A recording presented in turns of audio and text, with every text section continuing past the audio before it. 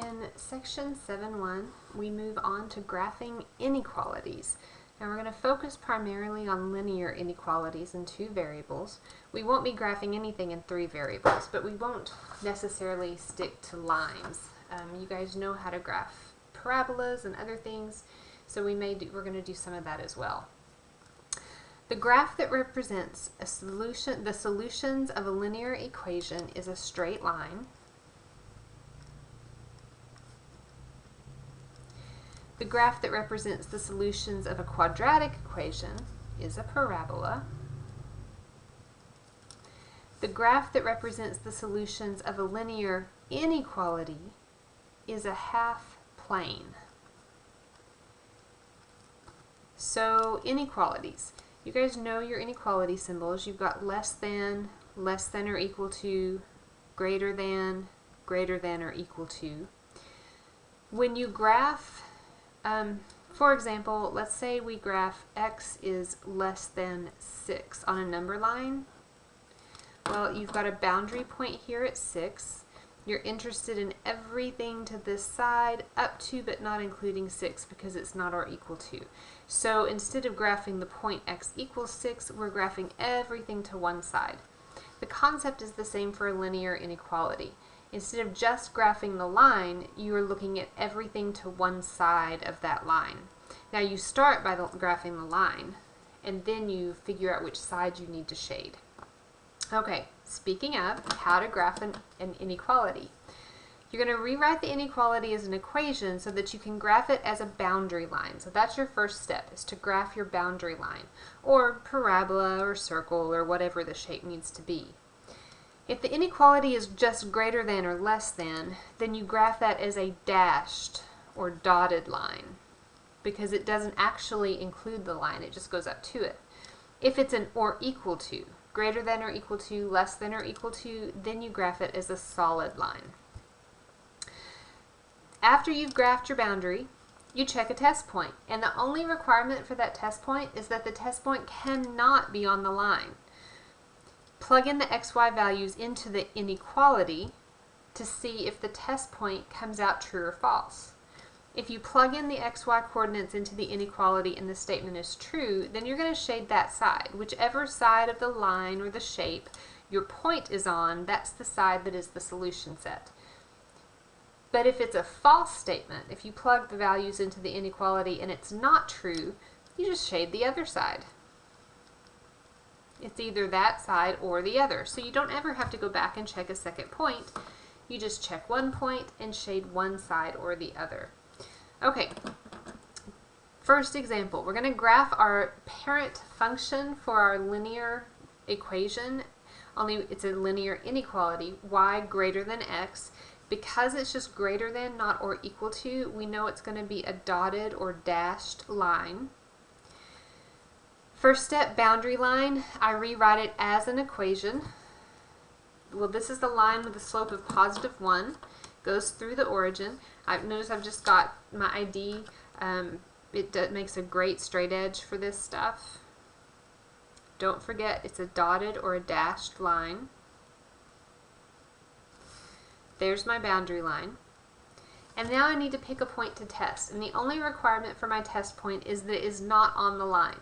We like to use the origin 0, 0 just because it's easy to plug in zeros, but I can't use that because it's on my boundary line here. So we can pick any other point that's not on the line, anything below the line, anything above the line. I'm going to choose this point right here, 1, 2, 3, 0, just because. I could have chosen a point here or there or over here, does not make any difference, but I chose the point 3, 0.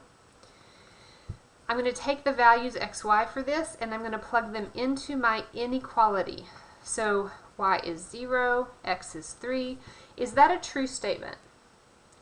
Well, no, 0 is not greater than 3, so this is a false statement, which means this point is not part of my solution, so my solution is not on this side of the line, which means it has to be the other side.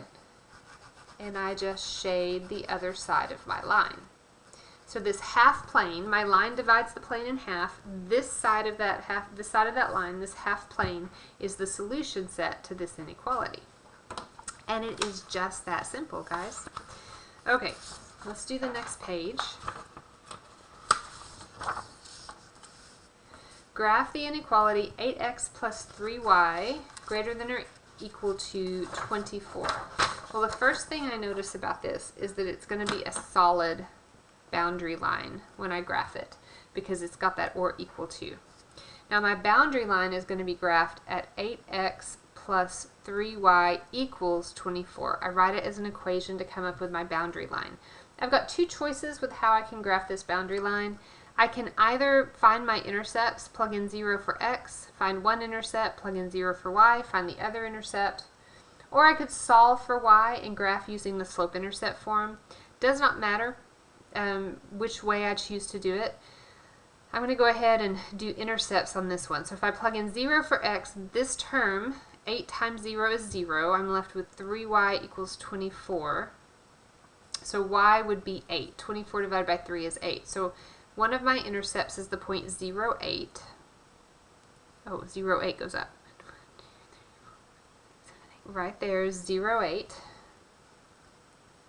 And then if y were 0, this is the point that 3 times 0 is 0, so I'm left with 8x equals 24.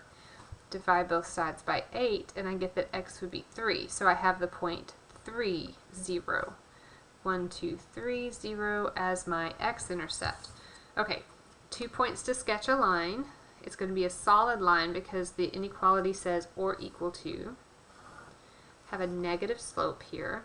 If I had chosen to solve for y here to use my slope-intercept form, I would have said, okay, 3y equals negative 8x plus 24. Move that 8x over by subtracting. And then I divide everything by 3. I would have y equals a negative 8/3 x plus 8. There's my intercept, 0, 8. And my slope is a negative 8/3, so I go down 8 over 3. So either way, graphing with the intercepts or graphing in the slope-intercept form, both are going to work. Next, I need to check my test point. This time I can test the origin. And like I said, there's nothing magic about the origin. It's just easy. Because when you plug in zeros, anything times 0 is 0. So I'm going to plug that into my original inequality. So I have 0 plus 0 is just 0, greater than or equal to 24. And again, that is false.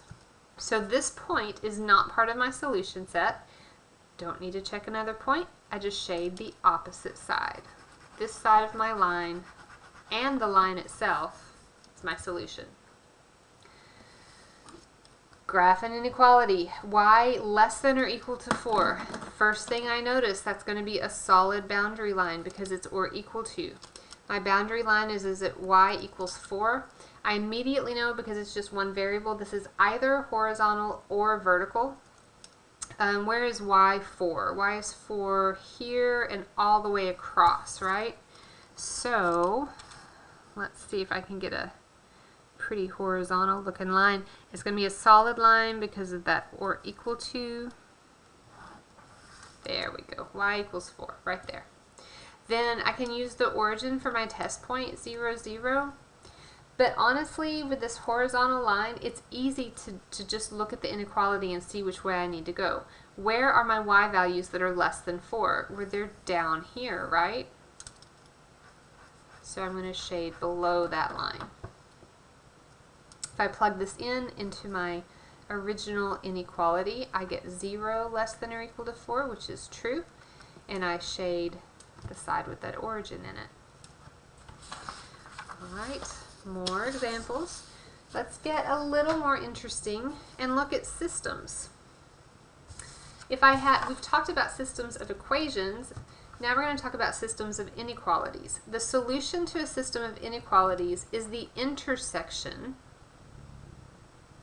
of the solutions of the individual graphs. So where I shade for one and the other at the same time, that's the solution to the system. So we're going to need two colors here so that we can see where our shading goes.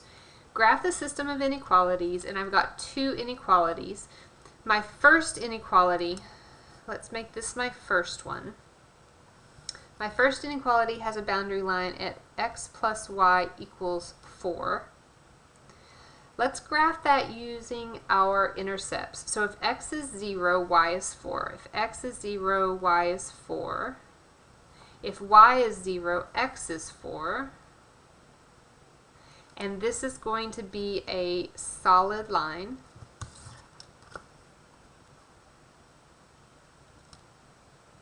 Because it's or equal to in the inequality statement. Which side am I going to shade? Well, I can check that origin as my test point. So I go back to my inequality and I say 0 plus 0 less than or equal to 4. That's true. So my shading for this inequality is going to include the origin. So I'm going to shade down here. Now my other inequality right here, x minus y is less than 4. It's going to be dotted, dashed. Boundary line is that x minus y equals 4. Well, if x is 4, now be careful here, if x, not 4, if x is 0, if I'm graphing using my intercepts, if x is 0, I have negative y equals 4, so I would multiply both sides or divide both sides by that negative, and I get that y is negative 4. If you struggle with that, solve for y. It would be negative y equals negative x plus 4. Divide everything by negative 1. Negative 1. I get y equals x minus 4. So my intercept is a negative 4. My slope is a positive 1, so I'll go up 1 over, up 4 over 4, up 1 over 1, however I want to look at it. And when I sketch this boundary, it's dashed. They do go through that same point as the x-intercept, but what I'm more interested in is where am I going to shade this second inequality. I can test the origin again, and I plug that into my inequality. 0 minus 0 is just 0, less than 4. 0 is less than 4, that is true. So this green line, my second inequality, shades to include the origin. And the solution to the system is this wedge where it is cross-hatched, where it's shaded both green and blue. So I can go ahead and add in another color to illustrate for sure this is the solution to my system, because that's what they share. Okay, let's do another.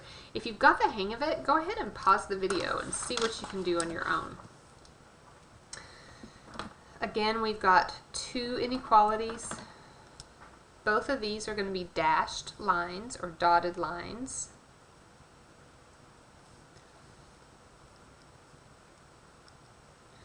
This was already set up for me as slope-intercept form.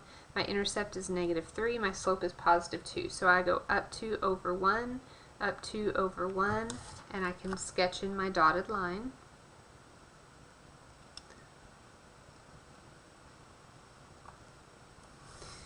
And then I need to see which side I'm interested in. I can use the test point 0, 0 because the line does not go through the origin. Right here in my inequality, 0 would be greater than, that's 0 minus 3. 0 greater than negative 3 is true, so this side is going to shade to include the origin. And then if I look at my other boundary line, it's in slope-intercept form as well. This one has a negative slope, I see. My intercept is at positive 6. And I go down 1 over 1. Down 1 over 1. You know what? Down 1 over 1 is going to be equivalent to down 6 over 6. 2, 3, 4, 5, 6. Okay. And remember to do it dotted or dashed.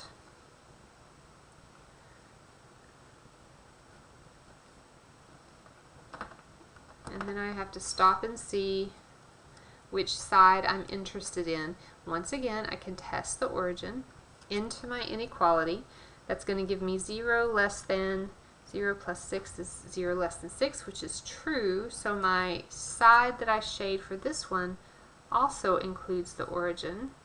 Now, instead of drawing all the lines, you see I just did arrows. So this line shades down, this line shades back up. They are going to intersect again That was just coincidence, but they're going to intersect in that wedge right there. So this is the solution to that system. The fact that these both had the same look to the wedge that they intersect in, total coincidence, nothing special about that. Don't get your hopes up that you've identified a pattern there at all. Okay, we're going to use that same process if we graph a system of a nonlinear system of inequalities. To be a nonlinear system, all that means is that one of my equations is not a line.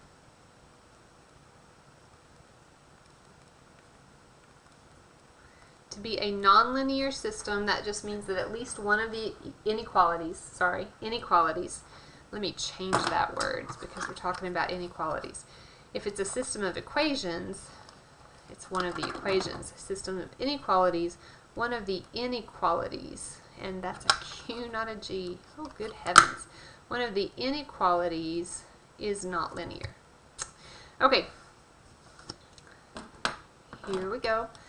First inequality is going to be solid because it's or equal to, and the equation would be y equals x squared minus 4. Well, this is not linear because it's got an x squared. X squared is quadratic, that's a parabola. What transformation is this?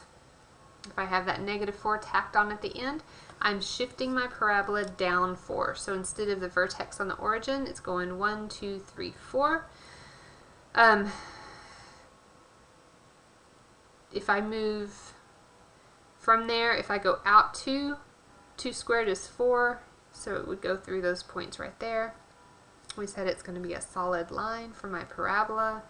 So here we go. Now when I shade for this parabola, I'm either going to shade inside the parabola or outside the parabola. And we need to check to see where. Well, it doesn't go through the origin, so that can be my test point. If I plug that into the inequality, I get 0 greater than or equal to, this is 0 minus 4, negative 4. 0 greater than negative 4 is true, so I'm shading inside my parabola.